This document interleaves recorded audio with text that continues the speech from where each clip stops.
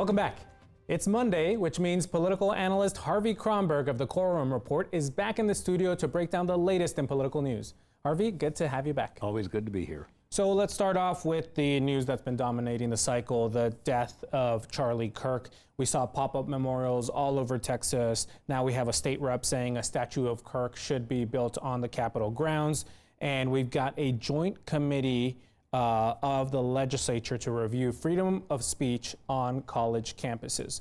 What do you think Kirk's impact was on Texas? Well, I think generally speaking, well, first of all, let's simply say when there's political violence and assassinations, whoever is the subject, whether Democrat or Republican, tends to be deified. In this particular case, I think that he was somewhat of a mystery to those not in the MAGA ecosphere or the Fox News ecosphere.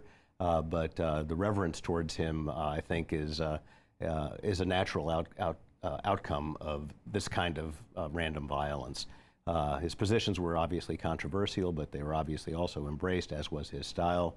I don't know what long-term effect it's going to have in Texas, but having said that, the fact that they're having committees talk about free speech at the university campuses after essentially criminalizing DEI and those forms of speech, I think is somewhat ironic, and I'm not really sure how this is going to play out. We had some conversation about this earlier in the show. It certainly seems that state leaders want to have freedom of speech when it's certain views, but that's not how freedom of speech works, right? You would hope that these legislative committees would adopt all free speech. Well, I don't know how you. I think you framed it correctly. What is the correct form of free speech? What's the acceptable forms of free speech? And I think it's a pretty interesting challenge. They haven't really been that interested in free speech when it was the left challenging folks. I'm not sure how you can compartmentalize the views of the right and call that free speech without offering the same liberties to the left. Yeah, I think also one of the things that I certainly found a little bit disappointing is that it's not a bipartisan group. I mean, there are certainly Democrats, but it's clearly a Republican majority. You would hope that for a committee like that, they would have at least even or close to even so that the Republican majority still had their majority, but at least look a little bit more well, and safe. I'm also willing to bet that the legislature is going to look dramatically different in the next legislative session, and so this may just be for optics purposes to satisfy a Republican base, but the odds of Democrats gaining seats in the next cycle, even with all the redistricting, I think are pretty good, and the balance of power will shift, and so this just may be an episode. So let's turn to Congress. So far, 3 Texas Republicans have announced that they are giving up their safe seats in Congress and not running again next year. That's Morgan Luttrell, Chip Roy, and Michael McCaul recently over the weekend. Is there any thread that ties those 3 together? Well, McCaul, we were pretty sure wasn't going to run again simply because he would lose his chairmanship. He would be term limited out.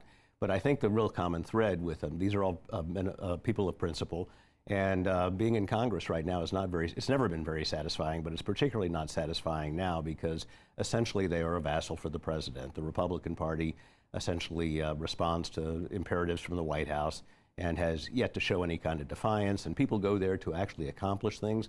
And the longer they're there, the more they want to actually represent their districts, and that's become harder and harder. So I'm going to credit them to a certain degree with simply saying enough is enough. Yeah, and McCaul mentioned in one of his interviews that you've got to be bipartisan to actually succeed. Obviously, that does not play well in primaries right now. Exactly.